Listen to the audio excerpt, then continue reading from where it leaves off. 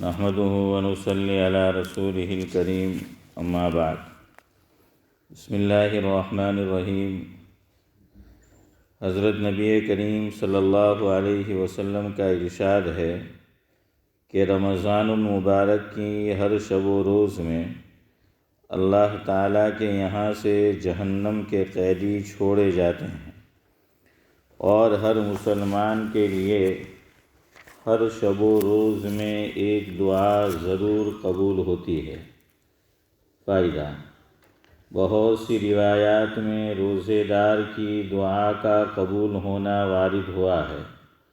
بعض روایات میں آتا ہے کہ افطار کے وقت دعا قبول ہوتی ہے، مگر ہم لوگ اس وقت کھانے پر اس طرح گرتے ہیں کہ دعا مانگنے کی کہاں فرصت، خود افطار کی دعا بھی یاد نہیں رہتی۔ افطار کی مشہور دعا یہ ہے: اللہم لک صمت وعلیک توکلت وعلی رزقک افطرت۔ اے اللہ، تیرے ہی لیے روزہ رکھا اور تجھی پر بھروسہ ہے، تیرے ہی رزق سے افطار کرتا ہوں۔ حدیث پاک کی کتابوں میں یہ دعا مختصر ملتی ہے۔ حضرت عبداللہ بن عمرو بن العاص رضی اللہ عنہ افطار کے وقت یہ دعا کرتے تھے: اللہم انی اسألک برحمتک التی وسعت کل شیء ان تغفر لی۔ ترجمہ: اے اللہ، تیری اس رحمت کے صدقے جو ہر چیز کو شامل ہے، یہ مانگتا ہوں کہ تو میری مغفرت فرما دے۔ بعض کتب میں خود حضور اکرم صلی اللہ علیہ وسلم سے یہ دعا منقول ہے: یا واسع الفضل اغفر لی۔ ترجمہ: اے وسیع عطا والے، میری مغفرت فرما۔ اور بھی متعدد دعائیں روایات میں وارد ہوئی ہیں، مگر کسی دعا کی تخصیص نہیں۔ دعا کی قبولیت کا وقت ہے، اپنی اپنی ضرورت کے لیے دعا فرما دیں۔ یاد آ جاوے تو اس سیاہ کار کو بھی شامل فرما لیں کہ سائل ہوں اور سائل کا حق ہوتا ہے۔ چشمہ فیض سے گر ایک اشارہ ہو جائے، چشمہ فیض سے گر ایک اشارہ ہو جائے، لطف ہو آپ کا اور کام ہمارا ہو جائے۔ حضور کریم صلی اللہ علیہ وسلم کا ارشاد ہے کہ 3 آدمیوں کی دعا رد نہیں ہوتی: ایک روزے دار کی افطار کے وقت، دوسرے عادل بادشاہ کی دعا، تیسرے مظلوم کی جس کو حق تعالی شانہ بادلوں سے اوپر اٹھا لیتے ہیں اور آسمان کے دروازے اس کے لیے کھول دیے جاتے ہیں، اور ارشاد ہوتا ہے کہ میں تیری ضرور مدد کروں گا، چاہے کسی مصلحت سے کچھ دیر ہو جائے۔ فائدہ: در منصور میں حضرت عائشہ رضی اللہ عنہا سے نقل کیا ہے: جب رمضان المبارک آتا تھا تو حضرت نبی کریم صلی اللہ علیہ وسلم کا رنگ بدل جاتا تھا، اور نماز میں اضافہ ہو جاتا تھا، اور دعا میں بہت عاجزی فرماتے تھے، اور خوف غالب ہو جاتا تھا۔ دوسری روایت میں فرماتی ہیں کہ رمضان المبارک کے ختم تک بستر پر حضرت تشریف نہیں لاتے تھے۔ ایک روایت میں ہے کہ حق تعالی شانہ رمضان المبارک میں عرش کے اٹھانے والے فرشتوں کو حکم فرما دیتے ہیں کہ اپنی اپنی عبادت چھوڑ دو اور روزے داروں کی دعا پر آمین کہا کرو۔ بہت سی روایات سے رمضان المبارک کی دعا کا خاص طور سے قبول ہونا معلوم ہوتا ہے، اور یہ بے تردد بات ہے کہ جب اللہ تعالیٰ کا وعدہ ہے اور سچے رسول صلی اللہ علیہ وسلم کا نقل کیا ہوا ہے تو اس کے پورا ہونے میں کچھ شک نہیں۔ لیکن اس کے بعد بھی بعض لوگ کسی غرض کے لیے دعا کرتے ہیں، مگر وہ کام نہیں ہوتا، تو اس سے یہ نہیں سمجھ لینا چاہیے کہ وہ دعا قبول نہیں ہوئی، بلکہ دعا کے قبول ہونے کے معنی سمجھ لینا چاہیے۔ نبی کریم صلی اللہ علیہ وسلم کا ارشاد ہے کہ جب مسلمان دعا کرتا ہے بشرطے کہ قطع رحمی یا کسی گناہ کی دعا نہ کرے، تو حق تعالی شانہ کے یہاں سے 3 چیزوں میں اسے ایک چیز ضرور ملتی ہے، یا خود وہی چیز ملتی ہے جس کی دعا کی، یا اس کے بدلے میں کوئی برائی یا مصیبت اس سے ہٹا دی جاتی ہے، یا آخرت میں اسی قدر ثواب اس کے حصے میں لگا دیا جاتا ہے۔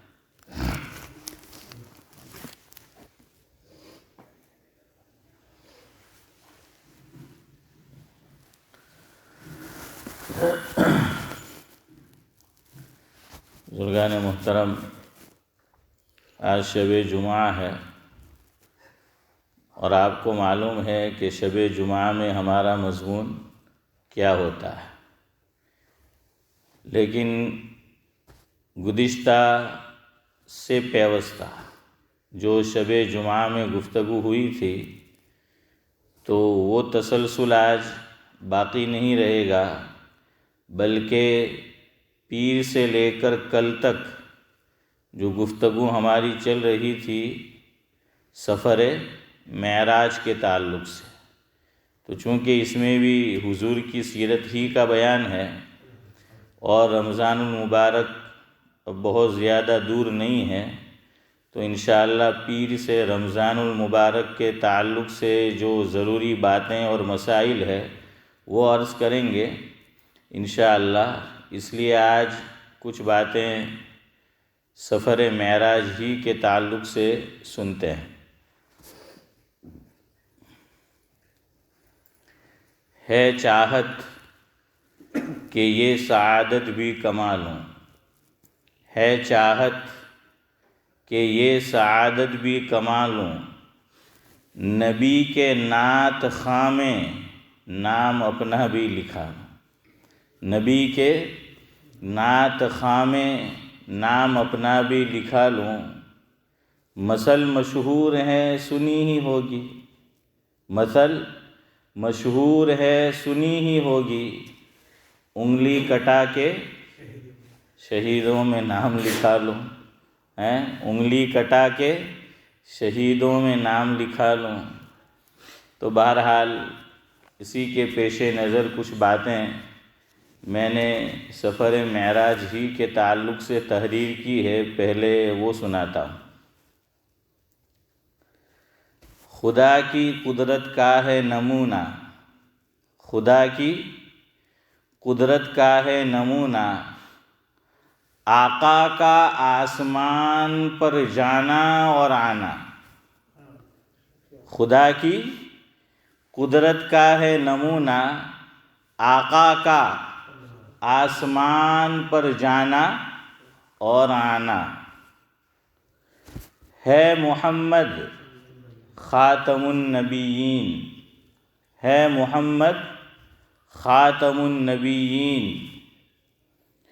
تھا خدا کو یہی بتانا۔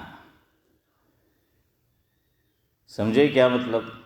کہ حضور کو جو سفر معراج ہوا اور اوپر بلایا گیا، تو ایک مقصد دنیا والوں کو یہ جتانا اور بتانا تھا کہ حضرت نبی کریم صلی اللہ علیہ وسلم آخری نبی ہے، اب آپ کے بعد کوئی نبی آنے والا نہیں ہے۔ کیسے بتانا چودھری صاحب؟ کیسے معلوم ہوا کہ یہ پیغام دینا؟ آپ جانتے ہیں کہ آقا کہاں گئے؟ کہ مسجد حرام سے بیت المقدس، اور بیت المقدس سے آسمانوں کا سفر شروع ہوتا ہے، 7 آسمانوں کا سفر، اور اس سے بھی اوپر، کہ جس کو قرآن نے تعبیر کیا کہ قاب قوسین او ادنا، تو قاب قوسین یعنی عرش تک ہیں بھائی، عرش تک جو ہیں وہ حضور پہنچے ہیں۔ اور آپ نے یہ بات سنی ہوگی کہ کائنات کی جو حد ہے اوپر، تو وہ یہاں جا کر رک جاتی ہے، حکیم الاسلام حضرت مولانا قاری محمد طیب صاحب نور اللہ مرقدہ سابق محتمم المدارس دارالعلوم دیوبند، ہمارے چودھری صاحب نے ماشاءاللہ ان کو دیکھا ہے، ان کی مجلس میں ایک مبارک جگہ پر انہوں نے حاضری دی، تو میں نے اپنے بعض بزرگوں سے سنا کہ وہ آدمی بھی خوش نصیب ہے کہ ہم نے جن بزرگوں کا نام سنا ہے یا ہم نے جن کا تذکرہ کتابوں میں پڑھا ہے یا اکابر سے سنا ہے، ہم بعد میں پیدا ہوئے، ان کو دیکھ نہیں سکے یا ان کے زمانے میں تھے لیکن ملاقات نہیں ہو سکی، تو وہ بھی خوش نصیب افراد ہے کہ جن آنکھوں نے ان کو دیکھا ہے ان کی زیارت ہم کریں۔ تو ہم نے مفتی محمد شفیع صاحب، مولانا یوسف بنوری، ان کو نہیں دیکھا، مگر ہمارے اسماعیل چچا نے ماشاءاللہ ان کو دیکھا ہوا۔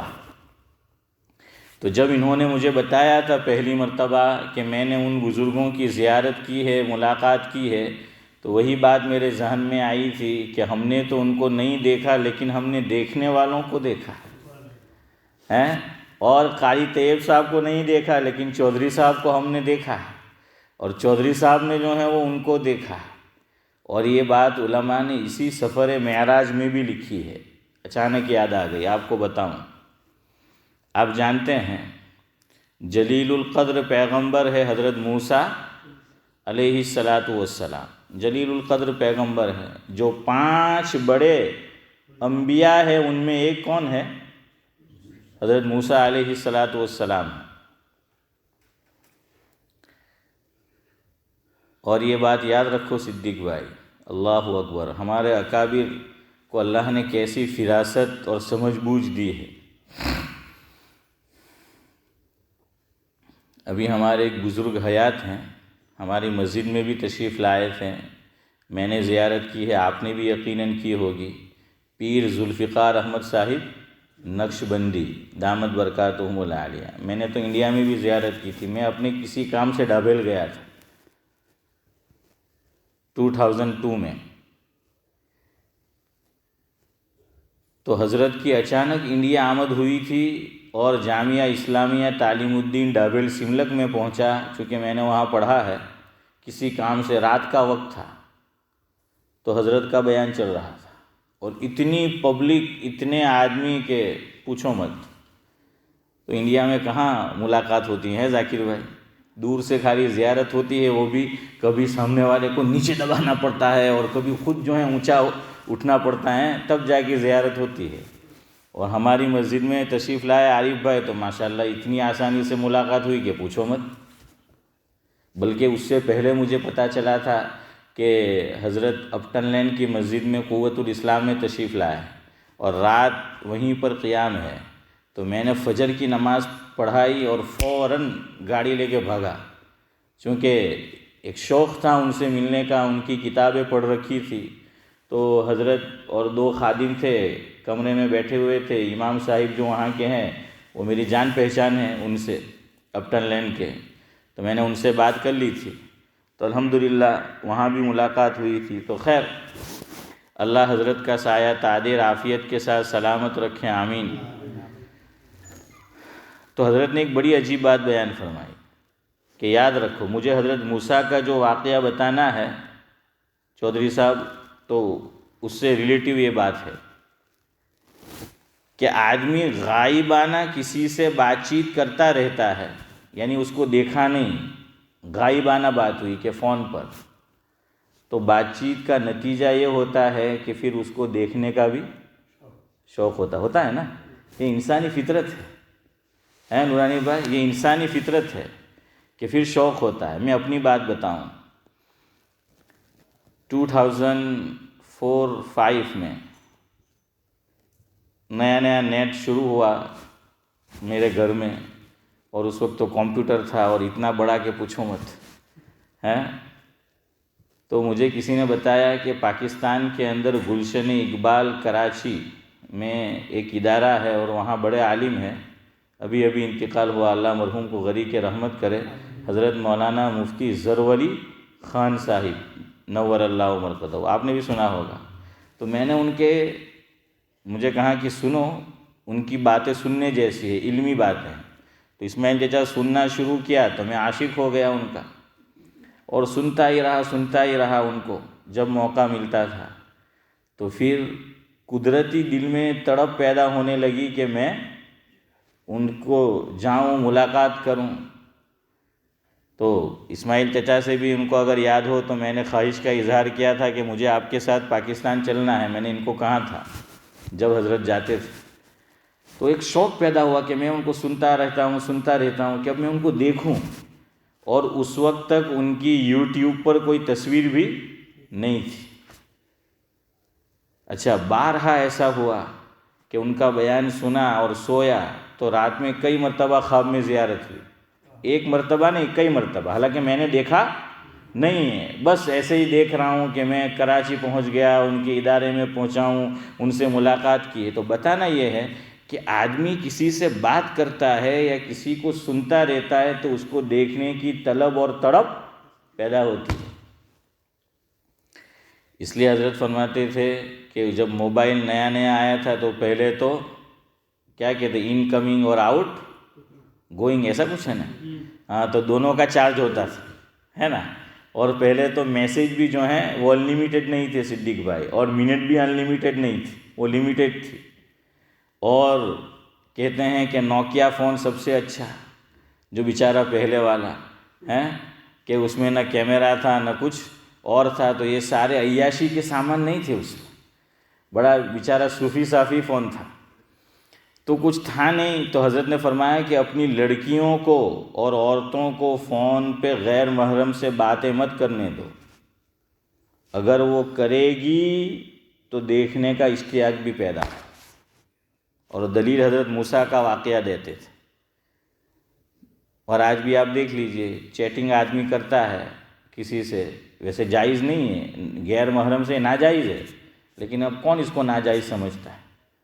اور یہ جو فرینڈ ریکویسٹ بھیجتے ہیں اور ایکسیپٹ کرتے ہیں فیس بک کے اوپر، ایسے یہ بھی حرام ہے. بھائی کیسی فرینڈ؟ اسلام میں ہے ہی نہیں. حضرت مولانا مسیح اللہ خان صاحب رحمۃ اللہ علیہ حشیم بھائی فرماتے تھے کہ عورت کے 2 فرینڈ ہیں، تین. ایک اس کا باپ، ایک اس کا بھائی، اور ایک اس کا شوہر. باقی چوتھا فرینڈ عورت کا کوئی نہیں ہو سکتا. اولاد تو اولاد ہے. اور مرد کا فرمایا کہ اس کی بھی، عورت کے اندر اگر فرینڈ ہے تو بیوی ہے، ماں ہے اور بہن ہے. چوتھی کوئی عورت فرینڈ نہیں. اسلام میں یہ منہ بولا بیٹا بنانا یہ بھی جائز نہیں ہے، اس سے بھی پردہ ضروری ہے. لوگ کہتے ہیں ہم نے بیٹا بنایا کہ یہ تو میرا منہ بولا بیٹا ہے، اور ایسی پھر صورت پیش آئی ہے کہ وہی منہ بولے بیٹے کے ساتھ دونوں نے آپس میں ایک دوسرے نے منہ کالا کیا اور بھاگ گئے. ایسا بھی ہوا. اس لیے اسلام میں یہ ہے ہی نہیں یہ سب فرینڈ. لیکن اتنا عام ہے کہ اب علماء بھی اس میں مبتلا ہے، دیندار طبقہ بھی اس میں مبتلا ہے. فرینڈ ریکویسٹ بھیجنے کو، ایکسیپٹ کرنے کو، اس کو کون اب گناہ سمجھتا. اور حضور نے دیکھیے نبوت، زبان نبوت سے کیسی کیسی باتیں نکلی. حضور نے فرمایا کہ زنا صرف 2 شرمگاہ کا آپس میں ملنا ہی نہیں ہے، بلکہ پاؤں کا چلنا، ہاتھ کا لکھنا یا پکڑنا. پہلے لوگ پریم پتر لکھتے تھے ہاتھ سے، اور آج یہ نئی شکل ہے، اس سے لکھا جا رہا ہے. یہ ہاتھوں کا زنا ہے. حضور نے فرمایا کہ ہاتھ بھی زنا کرتا ہے. اور یہ چیٹنگ کرنا، یہ سب لکھنا، یہ ہاتھوں کا زنا ہے. اور بول کر وائس میسیج یہ بات کرنا، یہ زبان کا زنا ہے. اور حضور نے پھر اخیر میں فرمایا کہ دل میں تمنا اور امنگ پیدا ہوتی ہے اس سے ملنے کی، اور دونوں آپس میں غیر محرم ملتے ہیں، اور شرمگاہ پھر اس کی یا تو تصدیق کرتی ہے یا تکذیب کرتی ہے.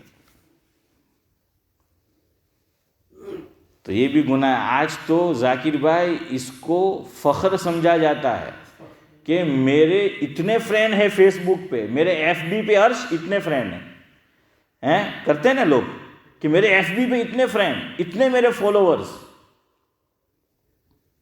مرد بھی یہ کہتا ہے، عورت بھی جو ہے یہ کہتی ہے، تو یہ جائز ہی نہیں ہے سرے سے۔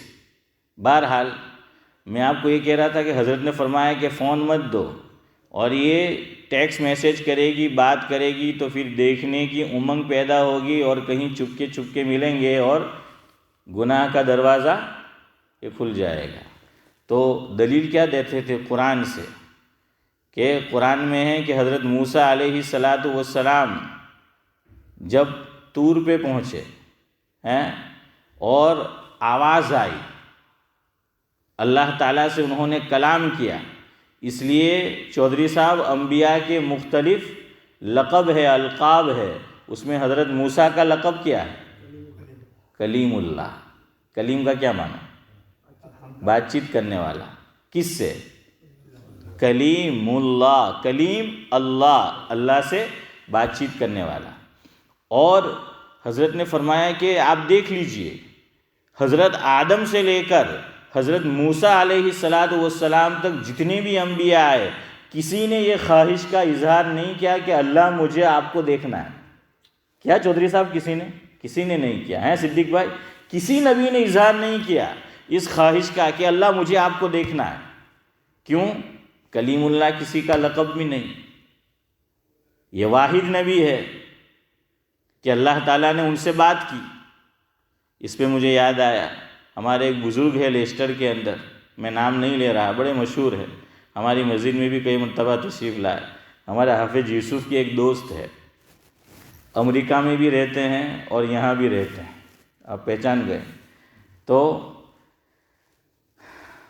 میری بھی ان سے جان پہچان ہے، وہ خود مجھے سنانے لگے کہ وہ بہت بولتے ہیں، انوارات کی بارش ہوتی ہے، اگر آپ سمجھو تو، اشارہ کر دیا میں نے، انوارات کی بارش ہوتی ہے، تو مجھے کہنے لگے، چونکہ وہ میرے دادا خسر، میری وائف کے دادا کے پاس پڑھے تھے جامعہ حسینیہ راندیر میں، تو میں پلاسٹ گروہ میں امام تھا، ان کو پتہ چلا تو وہ ملنے آئے تھے، پھر یہاں بھی میں آیا تو ان کو پتہ ہے، وہ مجھے انہوں نے کہا تھا کہ یہاں امامت کی خدمت کے لیے جگہ خالی ہے، انہوں نے بتایا تھا، تو مجھے ایک دن کہنے لگے کہ مول صاحب آج تو لیسٹر گیا میں تو بڑے بزرگ سے ایک لقب اپنا لے کر آیا۔ میں نے کہا بالکل سنائیے کیا ہے؟ تو خود کہنے لگے کہ مول صاحب میں نے ایک بیماری سے ہوں بولوں بو پوتے کے کہ ہوں بولوں بو ہاشم بھائی کہ ماتی چپ نہیں رہا ایم کے، لیکن میں وہاں بھی جاتا ہوں، اسماعیل چچا تھے کہ بولتا بہت ہوں، تو حضرت نے لقب دیا کہ بھائی دیکھو، عالم بھی ہے وہ، کہ بھائی امت کے اندر مسیح الامت بھی ہے، وسیع الامت بھی ہوئے ہیں، شفیق الامت بھی ہوئے ہیں، مسیح الامت بھی ہوئے ہیں، کیا ہے، حکیم الامت بھی جو ہیں وہ ہوئے ہیں، تو خطیب الامت بھی ہوئے ہیں، صرف ایک امت میں باقی تھا کلیم الامت، ہیں ذاکر بھائی، کہ کلیم الامت باقی تھا۔ آپ بولتے بہت ہے، تو مولانا محمد سلیم دھورا صاحب دامت برکاتہم العالیہ، چلے نام بتا دوں، فرمایا کہ میں آپ کو لقب دیتا ہوں کلیم الامت کا۔ تو خیر بہرحال حضرت موسیٰ علیہ السلام سے ذاکر بھائی کیا ہوئی؟ پہاڑ پر گفتگو ہوئی، تو ان کو دیکھنے کا شوق پیدا ہوا، چونکہ اللہ سے کلام کیا، کلیم اللہ ہے۔ قرآن کہتا ہے کہ حضرت موسیٰ علیہ السلام نے ادباً ریکویسٹ پیش کی، درخواست پیش کی، رجوعات کی، کیا کہ قال رب ارنی انظر الیک، کیا ریکویسٹ دی نورانی بھائی؟ کہ قال کس نے کہا؟ حضرت موسیٰ علیہ السلام نے، کہ رب ارنی انظر الیک، کہ میرے رب میں تجھے دیکھنا چاہتا ہوں اپنی ان آنکھوں سے، اس دنیا کے اندر، اس ورلڈ کے اندر میں دیکھنا چاہتا ہوں، تو مجھے اپنی زیارت کرا دے جنت میں، تو ہر جنتی کو ہر جمعہ کو زیارت ہوگی۔ حدیث میں فرمایا کہ اللہ کی زیارت ویک میں ایک مرتبہ ہوگی، کون سے دن؟ جمعہ کی دن عارف بھائی، ہر جمعہ کو، تو ہر جمعہ کو جو ہے وہ زیارت ہوگی۔ اچھا، عورتوں کو بھی زیارت ہوگی اللہ تعالیٰ کی، لیکن حضور نے فرمایا وہ پردے میں رہ کے ہوگی۔ تو پردہ صدیق بھائی وہاں بھی ہے، تو ہر جمعہ کو خدا کی زیارت ہوگی، تو وہ تو ہوگی ہی، لیکن مجھے اس ورلڈ میں بھی زیارت کرنا ہے۔ موسیٰ علیہ السلام نے درخواست پیش کر دی۔ اللہ نے ایک اور مقام پر 7ویں پارے میں آخری رکوع میں فرمایا کہ لا تدرکہ الابصار وہو یدرک الابصار وہو اللطیف الخبیر، کہ لا تدرکہ الابصار وہو یدرک الابصار وہو اللطیف الخبیر، کہ اللہ تعالیٰ تو بڑی لطیف ذات ہے، اور یہ جہاں کثیف ہے۔ یہ جہاں کیا ہے؟ یہ کثیف ہے۔ لطیف باریک، کثیف اس کا مقابل ہے، سمجھ گئے نا؟ تو یہاں زیارت نہیں ہو سکتی، وہ لطیف ہے، جنت لطافت کی جگہ ہے۔ خدا کی زیارت کرنا ہے تو جنت میں جانا ضروری ہے۔ تو یہاں کیوں زیارت نہیں ہو سکتی سن لو، یہ عالم کثیف ہے، اور اللہ فرماتا ہے کہ میں لطیف ذات ہوں۔ اگر رات کو آپ سورہ تبارک کی تلاوت کرنے کے عادی ہو، 29واں پارہ جہاں سے شروع ہوتا ہے تبارک، تو پہلا رکوع جہاں ختم ہوتا ہے تو اللہ نے آخری آیت میں فرمایا کہ الا یعلم من خلق وہو اللطیف الخبیر، یہی لفظ وہاں بھی آیا ہے۔ تو قرآن نے مختلف جگہ پر اللہ نے اپنا انٹروڈکشن کرایا کہ میں ذات لطیف ہوں، تو اس جہاں میں میری زیارت نہیں ہو سکتی ان آنکھوں سے۔ لیکن حضرت موسیٰ علیہ السلام نے ریکویسٹ اور درخواست پیش کر دی، تو اللہ تعالیٰ نے ایک اور انداز اختیار فرمایا کہ اے موسیٰ، اگر تو میری اس عالم میں زیارت کرنا چاہتا ہے تو ایک شرط ہے۔ کیا شرط؟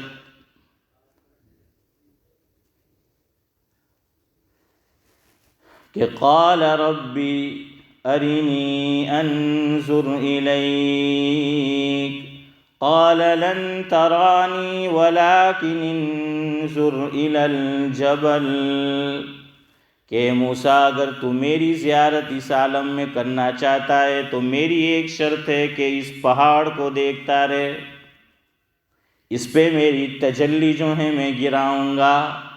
اگر تو میری تجلی کو برداشت کر سکتا ہے تو پھر تو میری زیارت بھی کر سکتا ہے، تجھے میری زیارت بھی ہوگی۔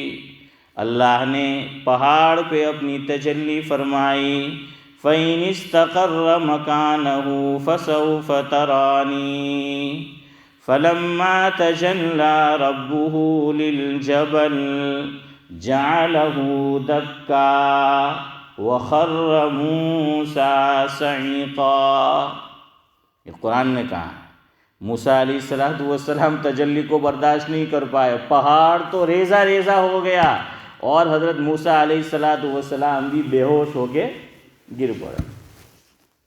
تو اللہ نے کہا کہ بھائی شرط پوری نہیں ہوئی، شرط یہ تھی کہ میری تجلی پہاڑ پر گرے گی، تمہیں برداشت کرنا ہے، تم اس کو برداشت نہیں کر سکے۔ جب میری تجلی برداشت نہیں تو میری زیارت کیسے برداشت کر سکتے ہیں؟ تجلی تو اللہ کی ذات سے نکلی ہوئی ہے، تو اس کو برداشت نہیں کر سکتا، اس عالم میں آنکھیں سکت نہیں ہے اس میں، تو خدا کی ذات کو کیسے دیکھ سکتی؟ اب یہاں ذاکر بھائی آپ کو ایک اشکال پیدا ہو سکتا ہے۔ آپ نے سنا ہوگا کہ جو 4 بڑے ائمہ ہیں، اسماعیل چچا، اس میں چوتھے نمبر کے امام حضرت امام احمد بن حنبل، انہوں نے خواب میں کس کی زیارت کی؟ اللہ تعالیٰ کی۔ سنا ہے نا صدیق بھائی؟ اور 1-2 مرتبہ نہیں، کتنی مرتبہ؟ ہاں، اتنی مرتبہ زیارت کی ہے۔ تو اب آپ کہیں گے کہ بھائی زیارت کی، بھائی وہ تو خواب ہے۔ جواب یہ ہے کہ وہ کیا ہے؟ خواب ہے، اور خواب میں تو آدمی کیا کچھ نہیں دے سکتا۔ میں نے ظفر علی خان کو دیکھ لیا تو بغیر ٹکٹ کے بغیر ٹکٹ کے صدیق بھائی، بغیر ویزا کے میں نے دیکھ لیا، حالانکہ پہلے دیکھا بھی نہیں تھا ان کو۔ تو خواب میں تو سب کچھ ہو سکتا ہے، کیا نہیں ہو سکتا؟ شیخ الہند علیہ الرحمہ کے پاس ایک شخص آیا، اور کہنے لگا ذاکر بھائی کہ میں صحابی رسول ہوں۔ لے بھائی، 1400 سال کے بعد صحابی رسول آیا ہیں چودھری صاحب، ہاں آ گیا وہ کہ میں صحابی رسول ہوں۔ تو اب شیخ الہند بھی ذرا سوچنے لگے کہ یار عمر سے تو کوئی 1400 سال کا لگ نہیں رہا ہے، اور کہہ رہا ہے کہ میں صحابی رسول ہوں صدیق بھائی۔ تو پوچھا نورانی بھائی کہ ذرا نور ڈالیے اس بات پہ ہیں کہ آپ صحابی رسول کیسے ہیں؟ تو اسماعیل چچا وہ کہنے لگا کہ میں رات سویا تو خواب میں آقا کی زیارت ہوئی، اور جو آقا کو دیکھے وہ صحابی، تو میں نے بھی آقا کو خواب میں دیکھا تو میں بھی صحابی۔ میں ہوتا تو کہہ دیتا کہ میں تیرا تابعی ہے ہاشم بھائی، کہ میں تیرا تابعی، جب تو صحابی تو میں تابعی، تو نے حضور کو دیکھا میں نے تجھے دیکھا۔ تو ہاں ہمارے بڑے تو بڑے فرمایا کہ بھائی دیکھ، دو جواب دیے۔ ایک تو ہنسی کا جواب تھا، ہنسی کا اس کا دل رکھنے کے لیے کہ ہاں تو صحابی، لیکن کب؟ جب تو سویا تو تو صحابی، جب تو اٹھا تو غیر صحابی ہے نورانی بھائی۔ یہ ہنسی کا جواب تھا کہ تو نے خواب میں دیکھا ہے تو جب بھی سوئے گا، سونے کی حالت میں خواب دیکھا تو سویا تو کیا ہے؟ تو صحابی ہے، اور جیسے ہی اٹھا تو غیر صحابی ہے۔ اور پھر دوسری بات بیان فرمائی، اصل بات کہ صحابی ہونے کے لیے ضروری ہے اپنی سگی آنکھوں سے دیکھنا، نمبر 1۔ نمبر 2، حالت بیداری میں دیکھنا۔ کیسے دیکھنا؟ جاگتے ہوئے دیکھنا، سوتے ہوئے نہیں۔ تو اس لیے یا پھر بعض صحابی نابینا بھی تھے، آنکھوں کی بینائی ان کی نہیں تھی، وہ بھی صحابی۔ کیوں؟ صحابی کے لیے شرط ہے کہ یا تو وہ حضور کو ایمان کی حالت میں دیکھے اور ایمان پہ خاتمہ ہو، یا حضور اس کو ایمان کی حالت میں دیکھتے ہیں، یعنی اس کو جس کو دیکھا اور اس کا خاتمہ بھی کس پر ہوتا ہے؟ ایمان پر، تو وہ صحابی ہے۔ اسی لیے ایک بڑے مشہور صحابی ہے، وہ نابینا تھے۔ قرآن کریم میں ایک سورت ہے 30ویں پارے میں، سورہ عبس، اس میں اللہ فرماتا ہے کہ عبس وتولی ان جاءہ الاعمی، کہ اے محبوبم تم چیں بجبی ہوئے جب ہمارا ایک چاہنے والا جو آنکھوں کی بینائی سے محروم ہے وہ تیری محفل میں آتا ہے۔ تو یہ یہاں مراد عبداللہ بن ام مکتوم رضی اللہ تعالیٰ عنہ، حضور کو محبت بھری ڈانٹ پڑی ہے اللہ کی طرف سے۔ تو حضور فرمایا کرتے تھے، پھر مفہوم ہے کہ اے عبداللہ تیری وجہ سے مجھے خدا نے محبت بھری ڈانٹ پلائی ہے۔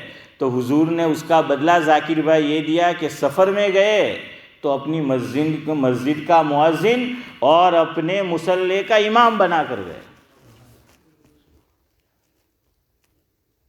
کہ بھائی تمہاری وجہ سے جو ہے وہ مجھے ڈانٹ پڑی ہے۔ تو دیکھیے وہاں ڈانٹ پڑتی ہے تو اس کا بدلہ دیا جاتا ہے۔ ناری بھائی آپ نے کوئی نہ ڈانٹ پڑے دیکھے آؤ تو بھی نو خبردار جو મારી આંખ બંધ થઈ ત્યાં સુધી દેખાયો બી તો આટલો ફરક છે ચૌધરી સાહેબ આપણામાં ને હઝરત હુઝુરમાં હે સિદ્દીક ભાઈ ખરું કે ખોટું? تو بہرحال وقت جو ہے وہ ہو رہا ہے، تو میں آپ کو یہ بتا رہا تھا، چلے جلدی جلدی 2-3 منٹ ہے کہ حضرت موسیٰ علیہ السلام کی وجہ سے یہ 5 نمازیں ذاکر بھائی فرض ہوئی ہے، نہیں تو تمہاری حامدی کھلتے જ نہیں ہیں، તમારી હામદી ખુલતે જ નહીં, જોઈએ તો 4ના 8 પાર્ટનર બનાવો ہیں ચાલતે જ નહીં. શું કહવા તે કે પહેલાં તો અર્શ હુઝુર અર્શ પہ ગئے تو 50 نمازیں ملی تھی. اب نورانی بھائی 50 نمازیں پڑھنے میں تو کتنا پورا دن آپ نے مسجد تھی گھر تھی مسجد آٹا જ માળા કરવાના ہیں، کچھ کر ہی نہیں پاتے چونکہ گھنٹے تو 24 ہی رہتے ہیں. تو یہ جو ہے مشکل ہوتا ہے، تو پھر 50 نمازیں کیسے پڑھتے؟ تو احسان مانو حضرت موسیٰ علیہ السلام کا. چلے وقت ہو رہا ہے تو انشاءاللہ ایک لطیفہ سنا کر بات ختم کرتا ہوں. اس کی حکمت کہ حضرت موسیٰ نے ہی مشورہ ایسا کیوں دیا. 7 آسمان پہ مختلف انبیاء سے حضرت کی ملاقات ہوئی ہے، پتہ ہے نا آپ کو؟ ہاں، تو کسی نبی نے یہ مشورہ نہیں دیا. حالانکہ موسیٰ علیہ السلام کون سے آسمان پر ہے؟ چوتھے؟ چھٹے آسمان پر. حضرت تھانوی کو اللہ جزائے خیر دے، ایک بات یاد رکھو، علماء نے بعض چیزوں کو یاد رکھنے کے لیے ایک جملہ بنا دیا کہ وہ یاد رکھو اور اس کا لیٹر دیکھتے جاؤ کہ اس کا پہلا لیٹر اور نبی کا پہلا لیٹر یا وہ چیز کا پہلا لیٹر، تو یاد آ جائے گا۔ حافظ یوسف ہمارے، اللہ ان کا سایہ بعافیت جو ہیں ہم پر تاجر قائم رکھے، یہ حافظ ہے اور پڑھے، ان کو معلوم ہے کہ تجوید کے اندر وہ یاد کرنا پڑتا ہے کہ بھائی کون سے حروف پور ہوں گے، کون سے حروف کیا ہے، تو اس کے لیے قواعد لکھے، خص ضغط قز، یاد ہے نا آپ کو، تو کہ بھائی اس میں یہ ہوگا وہ ہوگا، تو خص پتہ چل گیا کہ خا اور صاد، ضغطین ضاد غین اور ظا، کہ اس میں یہ قاعدہ ہوگا، تو ایسی چیز یاد کرا دیتے تھے استاد، تو یاد ہو جاتا تھا۔ تو حضرت تھانوی نے فرمایا کہ حضور کی آسمان پر سفر معراج میں کن کن سے ملاقات ہوئی، یاد رکھنا ہے تو یہ جملہ یاد رکھ لو، اعیاہما، کیا یاد رکھنا ہے؟ اعیاہما، ہما تو آپ کو پتہ ہی یہ پرندے کا نام ہے، اور گجراتی اردو والے آیا گیا تو آیا اور ہما، تو آیا اس میں 4 لیٹر ہے، الف، عین، یا اور پھر الف، آیا، جلدی بولو کون سا لیٹر ہے پہلا؟ الف، پھر عین، یا اور الف، 4 نبی ہو گئے۔ ہما میں 3 لیٹر ہے، چھوٹی ہا، میم اور واپس الف، تو الف سے الف تک ہیں، تو یہ آپ کو یاد رکھنا آسان ہوگا۔ تو الف پہلے آسمان پر وقت نہیں ہے، تو ہما پہ چلے جاؤ، ہما چھوٹی ہا، تو مراد ہے حضرت ہارون، تو 5ویں آسمان پر کس سے ملاقات ہوئی؟ ہارون سے۔ میم اور الف، موسیٰ کا پہلا لیٹر کیا؟ میم، تو 6 آسمان پہ کس سے ہوئی؟ موسیٰ کا۔ بعضوں نے کچھ اختلاف بھی کیا ہے کہ دونوں بھائیوں سے ایک ہی اس پہ ہوئی، یہ بھی لکھا ہے لکھنے والوں نے۔ بہرحال تو 6 آسمان پر، 7ویں پہ کون تھے؟ الف، ابراہیم تھے۔ کون تھے؟ ابراہیم علیہ السلام تھے۔ کیوں؟ اللہ اکبر، حکیم الاسلام نے کیا حکیمانہ جواب دیا ہے کہ اللہ کا ضابطہ یہ ہے، اللہ تعالیٰ کی سنت یہ ہے کہ دنیا میں جیسی نیکی کرو گے، اور نیکی سے مراد ہے ہم مختلف نیکی کرتی ہے، کوئی خاص نیکی کی، بڑا اہم کام ہم نے کیا تو ویسا ہی بدلہ ملے گا۔ تو حضرت ابراہیم کا خاص کام کیا ہے؟ کعبۃ اللہ ہے، جس کی یہ برانچ ہم بیٹھے ہوئے ہیں، تو یہ خاص کارنامہ ہے ابراہیم کا، تو دنیا میں یہ کام کر کے گئے، تو 7 آسمانوں کے اوپر یہ دنیا میں یہ ہمارا قبلہ کعبہ جو ہے وہ، اور اوپر فرشتوں کا قبلہ، اپنے قبلے کا نام بیت اللہ اور فرشتوں کے قبلے کا نام بیت المعمور، تو 7ویں آسمانوں کے اوپر فرشتوں کا قبلہ ہے، اور فرشتے اس کا طواف کرتے ہیں چودھری صاحب، جیسے ہم یہاں طواف کرتے ہیں۔ تو ابراہیم علیہ السلام وہاں ٹیک لگا کر بیٹھے ہوئے ہیں صدیق بھائی، کیوں کہ یہاں اللہ کا گھر بنایا تو اللہ نے کہا کہ وہاں انعام بھی ویسا ہے، تو اور نبیوں کو بیت المعمور سے ٹیک لگانا ہمیشہ کے لیے وہ جگہ نہیں ملی، کس کو ملی؟ ابراہیم علیہ السلام۔ دیکھیے جیسی کام ویسا، کسی کی 2 بیوی ہے، کوئی 2 والا تو نہیں ہے نا، تو کوئی بات نہیں، یا 2 سے زائد ہے، تو حضور نے کیا فرمایا؟ مفہوم ہے کہ بھائی انصاف شرط ہے، 1 سے زائد نکاح کرو تو، ورنہ ایک کی طرف جھکاؤ ہو گیا تو اللہ عذاب کیا دے گا؟ ادھر دیکھو، اس طرح اس کو عذاب ہوگا کہ ایک طرف اس کا دھڑ کیا ہوگا؟ جھکا ہوا ہوگا، اور اس طرح عارف بھائی جھکا ہوا آدمی رہے تو تکلیف ہوگی کہ نہیں؟ وہ ہوگی۔ کیوں؟ جیسا اس نے یہاں دنیا کے اندر گناہ کیا آخرت میں ویسا ہی، تو نیکی کا اجر بھی ویسا ہے اور گناہ کا بھی جو ہے وہ ویسا ہے۔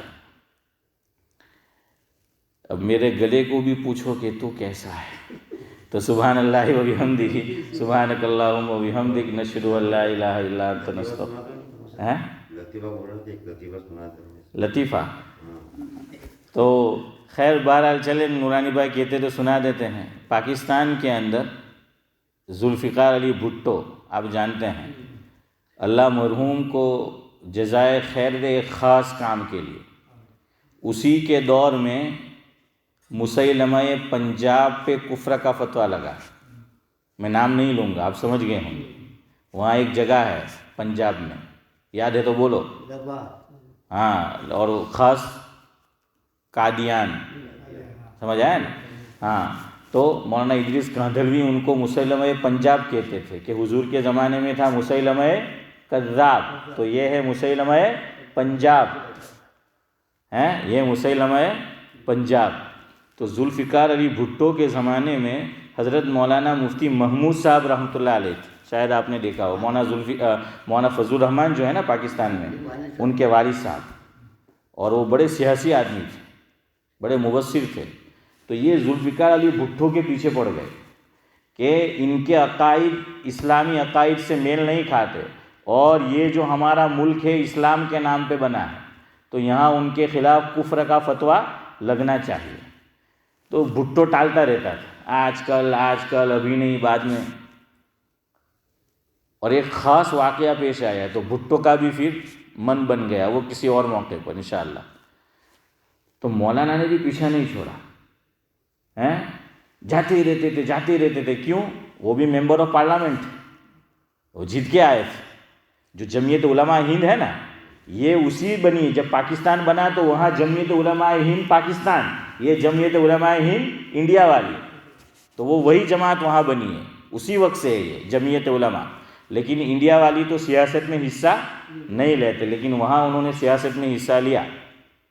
تو ذوالفقار علی بھٹو کے پیچھے اسماعیل چچا وہ لگے رہے, مفتی صاحب جاتے رہتے تھے, حیران کرتے تھے. تو ایک دن ذوالفقار علی بھٹو نے کہا کاش کہ معراج میں حضرت موسیٰ علیہ السلام یہ مشورہ حضور کو نہ دیتے, اور 50 نمازیں فرض ہوتی تو سارے مولوی مفتی پورا دن نماز ہی پڑھتے رہتے ہیں, اور تم جو آ کے صبح حیران کرتے ہو, دوپہر میں حیران کرتے ہو, رات کو حیران کرتے ہو مجھے.